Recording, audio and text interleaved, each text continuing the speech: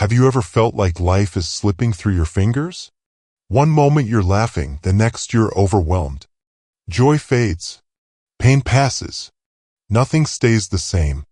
And maybe, just maybe, that's not something to fear, but something to understand.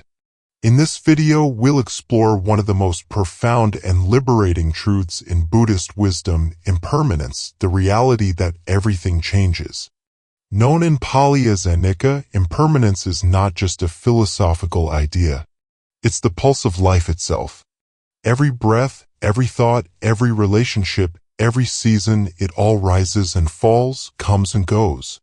But here's the thing, we suffer not because things change, but because we expect them not to. We cling to what feels good, resist what feels painful, and in doing so, we create our own suffering. The Buddha taught that by understanding impermanence deeply, we can begin to let go, not out of despair, but out of wisdom. And in that letting go, we find peace. This isn't about giving up on life. It's about waking up to it.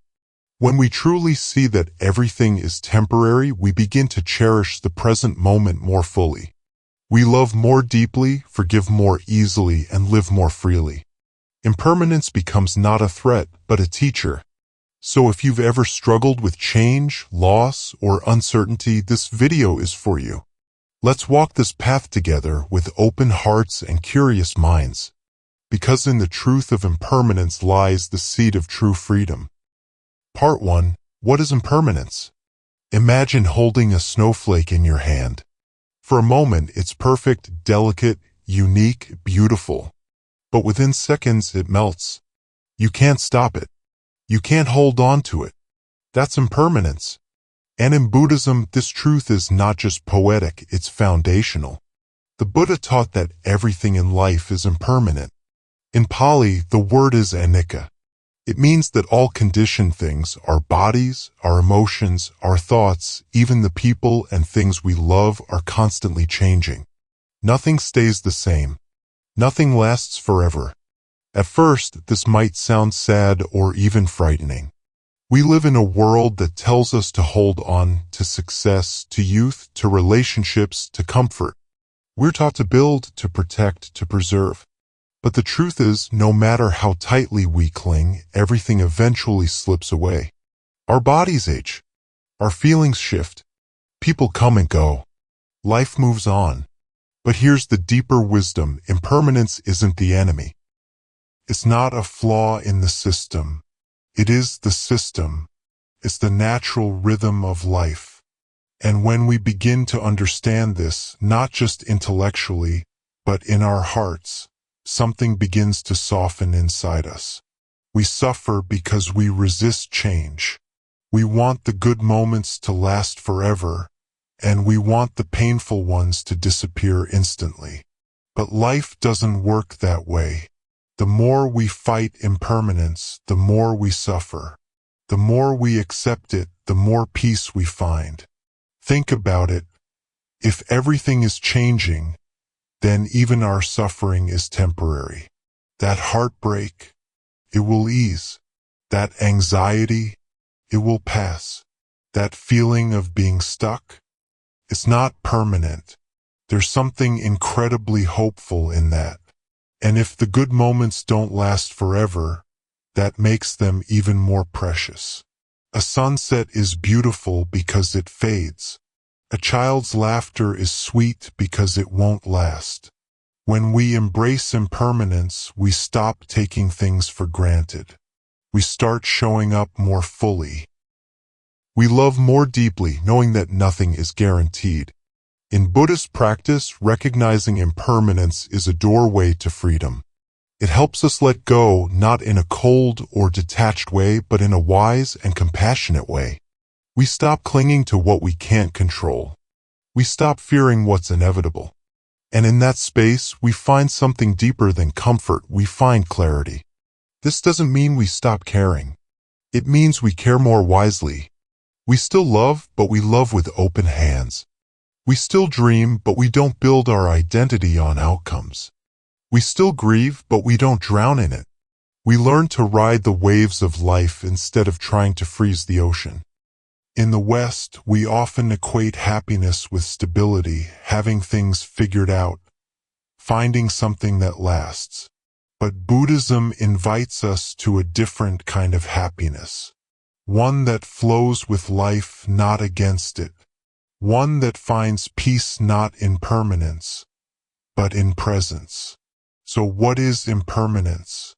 It's the truth that everything changes. But it's also the invitation to live more fully, love more deeply, and suffer less. It's not something to fear, it's something to understand. And once we do, we begin to see life not as something to control, but as something to experience with grace. Take a breath. Feel it come. Feel it go. That's impermanence. That's life. And that's where freedom begins. Part 2. Why does impermanence cause suffering? If impermanence is a natural law, if everything is always changing, then why does it hurt so much when things do change? The answer lies in one word: attachment. In Buddhist teachings, suffering doesn't come from change itself. It comes from our resistance to change. We suffer because we want things to stay the same. We want the people we love to never leave. We want our bodies to stay young and strong. We want success to last forever. But life doesn't work that way. And when reality doesn't match our expectations, we feel pain. Think about the last time you lost something or someone important to you. Maybe it was a relationship, a job, a dream, or even just a moment of happiness that didn't last. The pain you felt wasn't just about the loss, it was about the attachment. You wanted it to stay. You weren't ready to let go. That's where suffering begins. The Buddha taught that clinging, grasping at what is pleasant and pushing away what is unpleasant, is the root of our suffering. We try to hold on to what we like and avoid what we don't. But because everything is impermanent, this strategy always fails. So we end up in a cycle of craving, disappointment, and frustration. Let's take a simple example: a beautiful flower. You see it blooming in your garden and it brings you joy. But if you try to preserve it forever, if you pluck it and put it in a vase, it begins to wither. The more you try to keep it, the more it fades. The flower was never meant to last. Its beauty was in its moment. Now imagine applying that same mindset to your relationships, your achievements, your identity. When we cling to things as if they're permanent, we set ourselves up for heartbreak. But when we understand that everything is temporary, we begin to relate to life differently. We stop demanding that things last forever. We start appreciating them while they're here. This doesn't mean we become cold or detached. In fact, it's the opposite. When we stop clinging, we become more present. We love more freely without fear. We enjoy life more deeply without needing to control it. We begin to live with what the Buddha called wise attention, seeing things as they truly are, not as we wish them to be. There's a powerful freedom in this. When we accept impermanence, we stop fighting reality. We stop blaming ourselves or others when things change. We stop chasing after illusions of permanence. And in that space, we find peace. But this isn't easy. Our culture often teaches us the opposite. We're told to hold on, to never let go, to fight for what's ours. We're taught that success means stability, that love means possession, that happiness means control. So when life inevitably shifts, we feel like we've failed. But we haven't failed, we've just misunderstood the nature of life. The Buddha didn't teach impermanence to make us feel hopeless. He taught it to help us wake up, to help us see that suffering isn't a punishment, it's a signal. It's a sign that we're clinging to something that was never meant to stay. And once we see that, we can begin to let go, not out of despair, but out of wisdom. So the next time you feel pain from change, pause. Ask yourself, what am I holding on to? And then gently, with compassion, practice letting go. Not because you don't care, but because you care enough to live in truth. Impermanence causes suffering only when we resist it. But when we embrace it, it becomes a path to freedom. Part 3. Impermanence as a doorway to liberation. If everything changes, if nothing lasts, then what's the point? That's a question many people ask when they first encounter the idea of impermanence. Can feel unsettling, even depressing. But in the heart of this truth lies something extraordinary. The possibility of freedom. In Buddhism, impermanence isn't just a fact of life. It's a path to liberation. The Buddha didn't teach impermanence to make us feel hopeless. He taught it so we could wake up from the illusion of permanence and discover a deeper peace, one that doesn't depend on anything staying the same. Let's look at suffering again. When we're in pain, emotionally, physically, spiritually, it often feels like it will last forever. But when we remember that everything is impermanent, we realize, this too shall pass. No feeling is final. No situation is fixed. Even the darkest night gives way to dawn.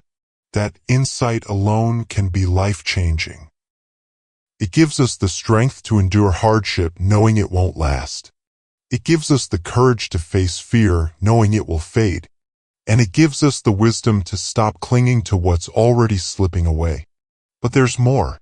Impermanence doesn't just help us survive suffering, it helps us let go of the self we think we are. You see, we often build our identity on things that are constantly changing. Our job, our relationships, our appearance, our beliefs. We say, this is who I am. But then life shifts and we feel lost. Why? Because we've mistaken the temporary for the permanent. We've confused the wave for the ocean. The Buddha taught that liberation comes when we stop identifying with what changes. When we see that our thoughts, emotions, and even our sense of self are impermanent, we begin to loosen our grip. We stop clinging to ego. We stop chasing after things to complete us. And in that space, something beautiful happens. We begin to experience life as it is. Fluid, open, and free.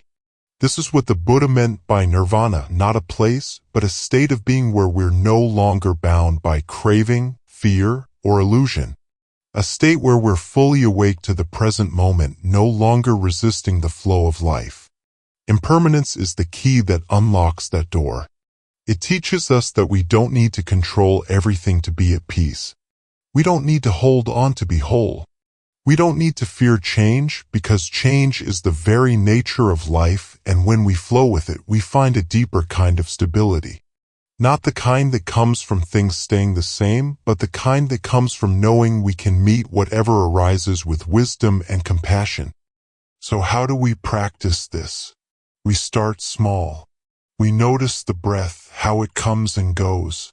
We observe our thoughts, how they rise and fall. We pay attention to our emotions, how they shift like weather. And we remind ourselves, nothing is permanent. And that's okay. The more we do this, the more we begin to trust the flow of life. We stop clinging. We stop resisting. And we start living not in fear of change, but in harmony with it. Impermanence isn't a threat. It's a teacher. And if we're willing to listen, it will lead us not to despair, but to liberation. Part 4. Applying impermanence in modern life. In a world that moves faster than ever, where trends fade overnight, relationships shift with a swipe, and news changes by the hour, impermanence isn't just a spiritual idea. It's our daily reality. But instead of resisting it, what if we learn to live with it consciously, gracefully, and even gratefully? The Buddha's teaching on impermanence isn't meant to be locked away in a monastery or reserved for meditation retreats. It's meant to be lived. Right here, in the middle of our messy, beautiful, unpredictable lives. So how do we apply impermanence in the modern world? We begin with mindfulness. Mindfulness is the practice of paying attention, really paying attention to what's happening right now without judgment or resistance. When we're mindful, we notice the small changes, the way sunlight moves across the room, the way our mood shifts throughout the day, the way a conversation can go from light to heavy in a heartbeat. We begin to see impermanence not as a distant truth, but as something alive in every moment. Let's say you're having a tough day. Everything feels off. You're anxious, frustrated, maybe even hopeless. In that moment, mindfulness reminds you this feeling is not forever. It's just a passing cloud in the sky of your awareness. You don't have to fix it. You don't have to fight it. You just have to breathe and let it pass. Or maybe you're having a beautiful moment, laughing with a friend, watching your child sleep, feeling completely at peace. Mindfulness helps you savor it, not by clinging to it, but by being fully present for it. Because you know it won't last, and that's what makes it precious. Impermanence also teaches us to let go of perfectionism. In a culture obsessed with control and achievement, we often feel like we have to get it right all the time. But life doesn't work that way. Things fall apart. Plans change. We make mistakes. And that's okay. When we embrace impermanence, we stop expecting life to be perfect and we start appreciating it as it is. This mindset can transform how we relate to others too. When we remember that people change, we become more compassionate. We forgive more easily. We stop holding grudges because we realize nothing stays the same, not even pain, not even conflict. Every moment is a chance to begin again. Even our goals and dreams are shaped by impermanence. What you want today may not be what you want next year. That's not failure, it's growth. When we stop clinging to fixed identities or rigid plans, we open ourselves to new possibilities. We become more adaptable, more resilient, more alive. And perhaps most importantly, impermanence helps us face loss with a little more grace. Whether it's the end of a relationship, the passing of a loved one, or the closing of a chapter in life, we can meet it not with bitterness, but with tenderness. We grieve, yes, but we also understand. This too is part of the flow. In the end, applying impermanence in modern life isn't about giving up. It's about showing up with open eyes, open hands, and an open heart. It's about living fully, knowing that nothing lasts, and that's what makes everything matter. So the next time life surprises you, whether with joy or sorrow, pause. Breathe. Remember, this moment is a wave. Let it rise. Let it fall. And ride it with presence, with courage, and with love. Part 5: Impermanence and True Happiness. What if the happiness we've been chasing all our lives isn't found in what stays the same, but in what changes? In the West, we're often taught that happiness comes from stability, a lasting relationship, a secure job, a perfect body, a predictable life. We work hard to build something permanent, something we can hold on to. But deep down, we know the truth: nothing lasts. And when those things inevitably shift or fade, we feel lost, betrayed, even broken. Buddhism offers a radically different view. It teaches that true happiness doesn't come from clinging to what's temporary, it comes from understanding that everything is temporary. And instead of fearing that truth, we can learn to embrace it. When we truly understand impermanence, we stop trying to force life to be something it's not. We stop demanding that people never change, that good times never end, that we never feel pain. We begin to live with a kind of gentle wisdom, a quiet knowing that everything is passing, and that's okay. This doesn't mean we become indifferent or detached. In fact, it means we become more alive. Because when we know that every moment is fleeting, we start to show up for it. We listen more deeply. We love more fully. We laugh more freely. We stop waiting for life to be perfect and we start living it as it is. Think of a beautiful sunset. You don't try to hold on to it. You don't get angry when it fades. You simply watch in awe, knowing it's brief, and that's what makes it breathtaking.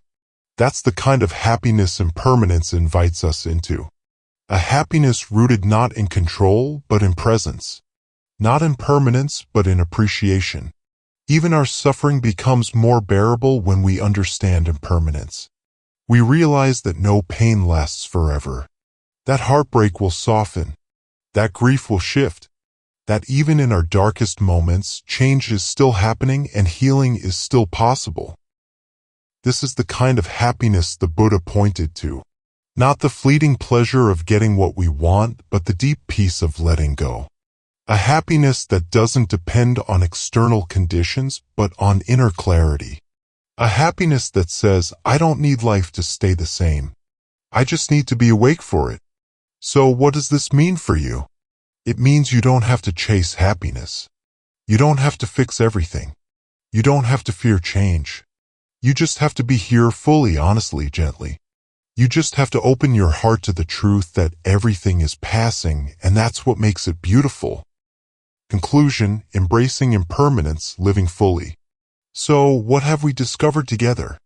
We began by exploring the essence of impermanence, and the truth that everything in life is constantly changing. From our bodies and emotions to our relationships and circumstances, nothing stays the same. And while that truth can feel unsettling at first, it's also deeply liberating. We saw how suffering arises not from change itself, but from our resistance to it. When we cling to what's pleasant or push away what's painful, we create tension and sorrow. But when we begin to accept impermanence, we loosen our grip. We stop fighting the flow of life and start moving with it. We also learned that impermanence isn't something to fear, it's a doorway to freedom. It helps us let go of ego, soften our expectations, and live with more compassion and clarity. It reminds us that even our darkest moments will pass, and that joy, too, is fleeting, so we should cherish it while it's here. In our modern lives, applying this truth means practicing mindfulness, embracing change, and showing up fully for each moment. It means loving without clinging, grieving without despair, and living without needing everything to be perfect.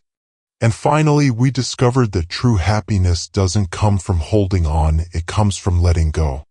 It comes from being present, from appreciating the now, and from trusting that life, in all its impermanence, is enough. If this message touched your heart, if it helped you see life a little differently, I invite you to support this journey. Like this video to help others discover it. Share it with someone who might need this reminder.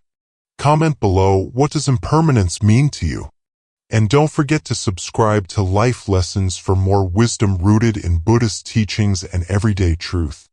Let's keep walking this path together with open hearts, open minds, and the courage to embrace change. Because in the end, impermanence isn't the end of the story, it's the beginning of awakening.